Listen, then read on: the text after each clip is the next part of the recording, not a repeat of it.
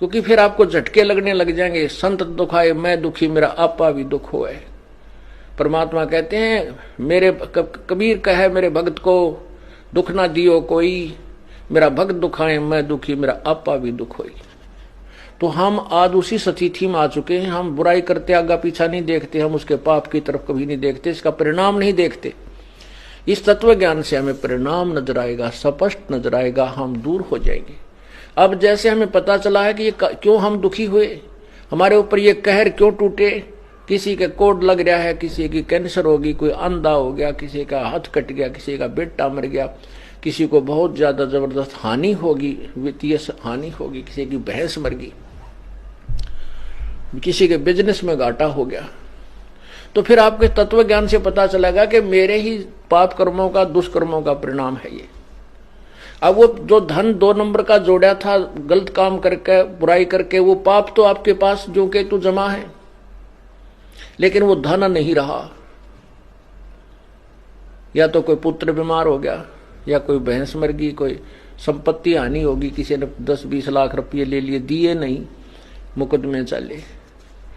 तो फिर हम इतने डरेंगे कि जो आपत्ति मेरे ऊपर आई है मेरे पाप कर्मों से आई है, तो फिर उस आपत्ति को हम फिर दोबारा ग्रहण नहीं कर सकते, कभी भी नहीं कर सकते।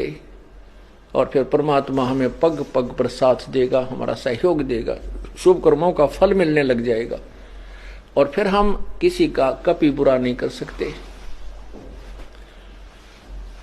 अब तो ना बाप ने, ना तो बेटे न बाप की चिंता रही, माता पिता की तरफ कोई ध्यान नहीं है।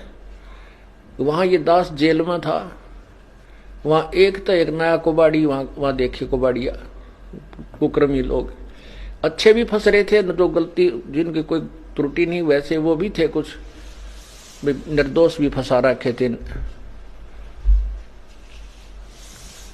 किसी अन्य कारणों से। तो एक ऐसा भी मिला, उसने अपने बाप का कत्ल कर रखा था। तो उससे पूछा भाई तने ऐसी गलती क्यों करी, बाप के तो नहीं करना चाहिए था। तो उसी के गांव का और था वहां बंद, वो कहने लगा जी इसने,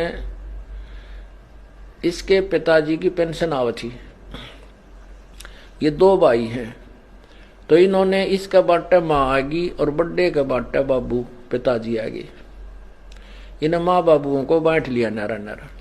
अब वह पेंशन आवे थी, तो वो पेंशन बुढ़ा ने बोला मैं तो भाई जिसमें रोटी खाऊंगा उसने दूंगा, तेरे को क्यों दूं जब तू मेरी सेवा नहीं कर रहा। तो इन्होंने बोला मुझे आधी तनख्वाह दे, पेंशन दे। तो उस बुढ़े ने ना दी उसको, तो उठाकर लठ मारा सर में, बुढ़ा मर गया। अब उसकी वो जेल में बंद था। तो पुण्यात्मा ऐसा जुल्म हो गया। माँ बाप ना हम कितना, माता पिता हमें कितने प्यार से पालते हैं। आज जो छोटे छोटे जवान बच्चे हैं उनके पास पुत्र हैं, पुत्रियां हैं, वो कितना सीने से लगाए फिरते हैं, कंधे पर बैठाते हैं, सिर पर बैठाते हैं, चूमते हैं। वो लाड करते करते पेशाब भी कर दे, सारे कपड़ों में कर दे काम, और फिर भी बुरे नहीं लगते। और जब वृद्ध हो जाते हैं, जब वो बड़े हो जाते हैं, उनका ब्याह हो जाता है, और फिर वो माँ बाप उनको अच्छे क्यों नहीं लगते, उनकी सेवा करने में उनको इंटरेस्ट क्यों नहीं है। इसका कारण ये है, ये नहीं हो सकता, क्योंकि इसका कारण है कि बुढ़े ने भक्ति ना करी।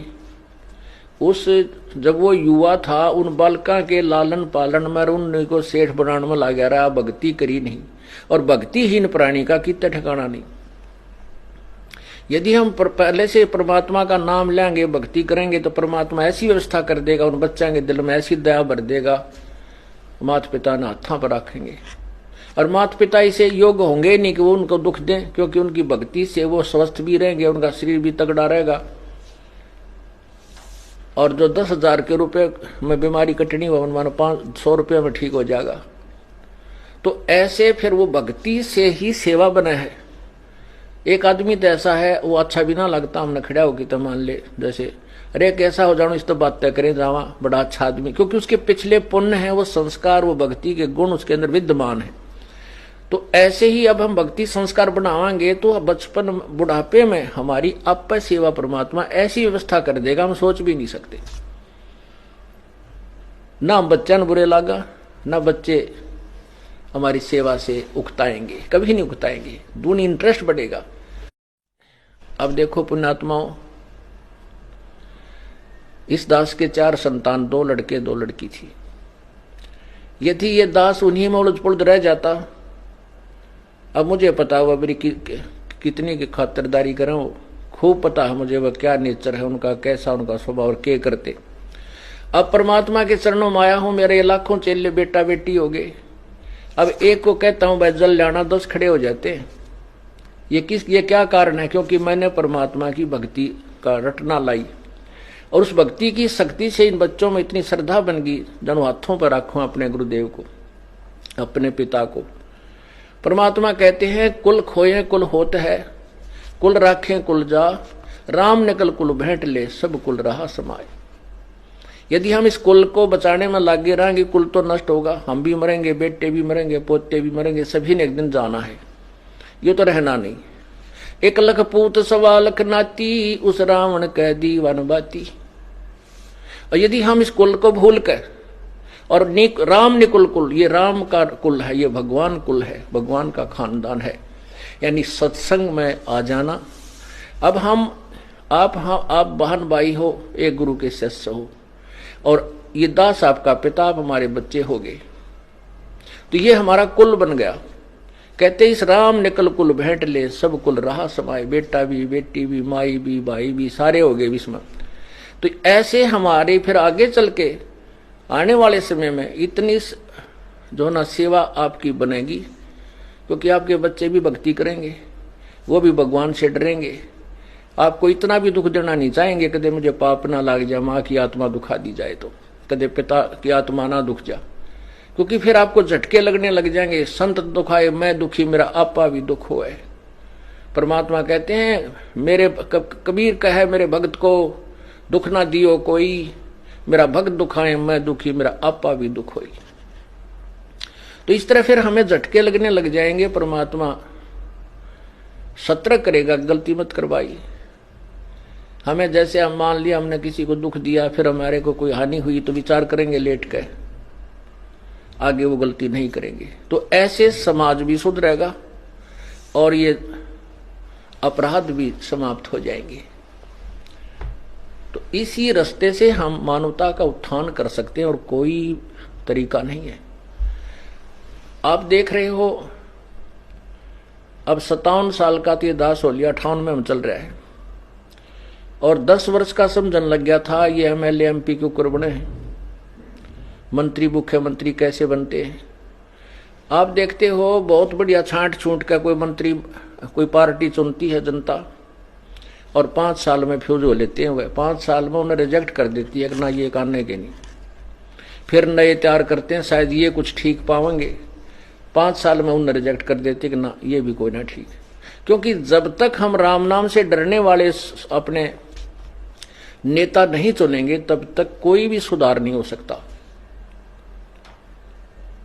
और ये इस मार्ग से ही वो पुण्यात्मा उभरेंगी, ऐसे ही ज्ञान से फिर वो भगवान से डरने वाले होंगे, परमात्मा का नौकर बनकर वो राज करेंगे, नहीं को राज को छुएगा नहीं। इतना भयंकर पाप है इस राज के अंदर। राजा लोग भगवान से डरने वाला हो, बिल्कुल भी गलत काम नहीं करते, तुरंत त्याग देना पड़े, उसने इस्तीफा देना पड़ जाए। ऐसे निर्भय होकर जब हम शासन करेंगे तो हम पाप से बचे रह सकते हैं, अन्यथा नहीं। और तभी हमारी प्रजा सुखी होगी, और प्रजा सुखी होगी भगवान के भक्ति से, इस पुण्य से, दान से, धर्म से, और इन्हीं के निमित्त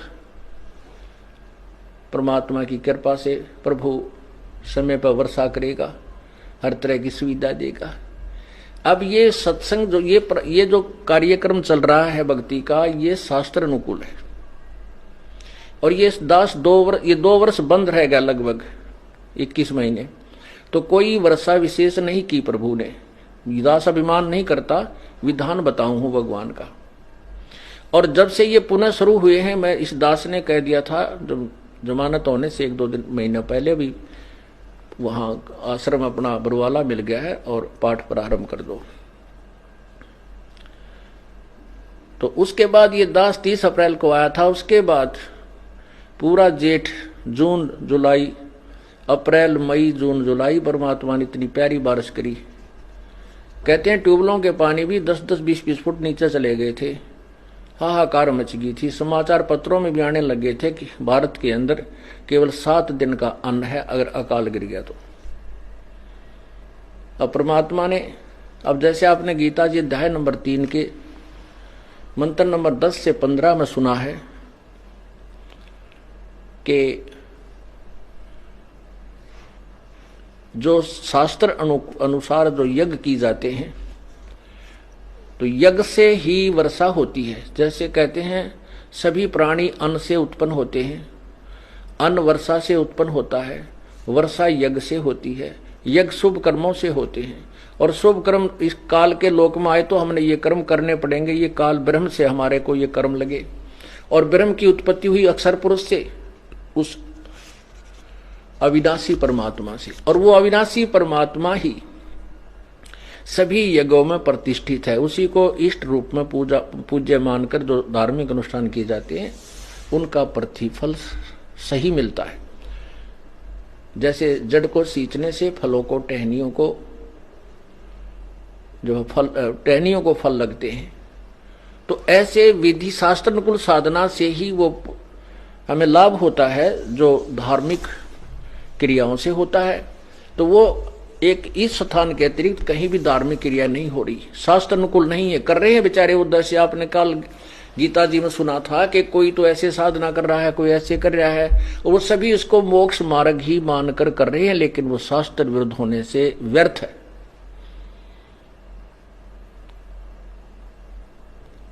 इसलिए ये आप देख रहे हो, ये दास ने, आपने भी देखा, मई, जून और जुलाई, अगस्त दिन खाली नहीं गया जो बारिश ना हुई हो, और बहुत प्यारी प्यारी।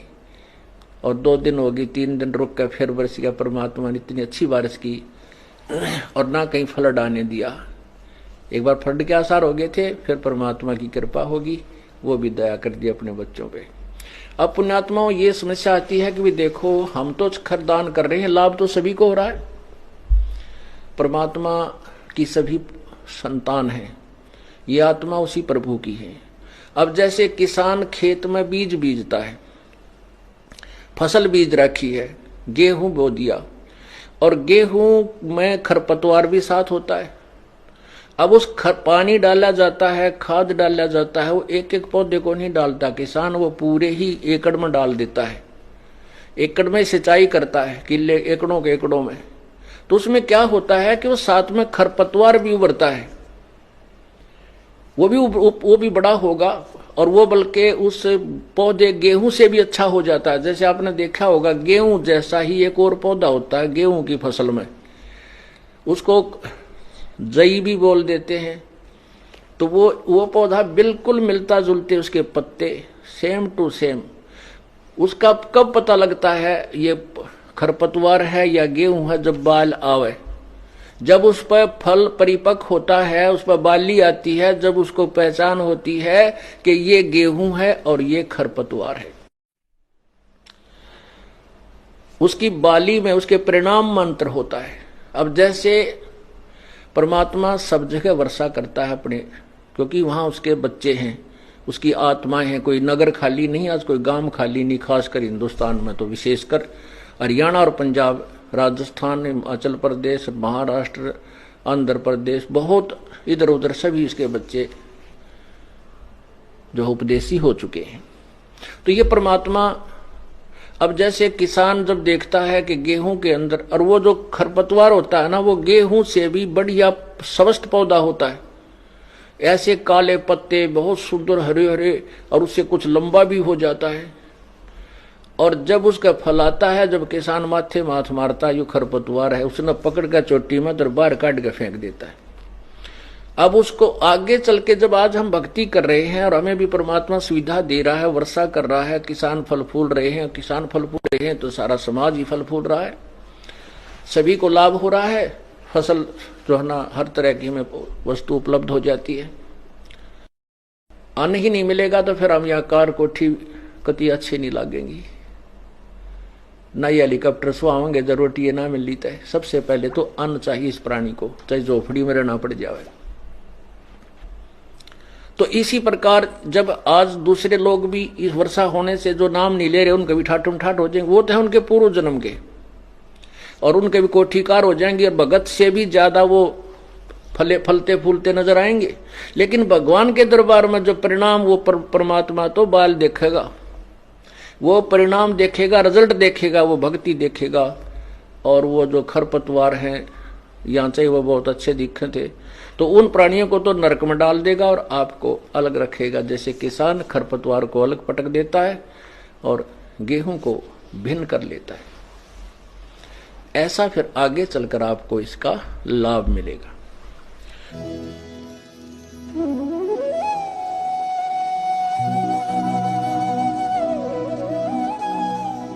अगर आप ये वीडियो YouTube पर देख रहे हैं तो हमारे चैनल को सब्सक्राइब करें और बेल आइकन को दबाना ना भूलें। अगर आप Facebook पर ये वीडियो देख रहे हैं तो हमारे पेज को लाइक करें।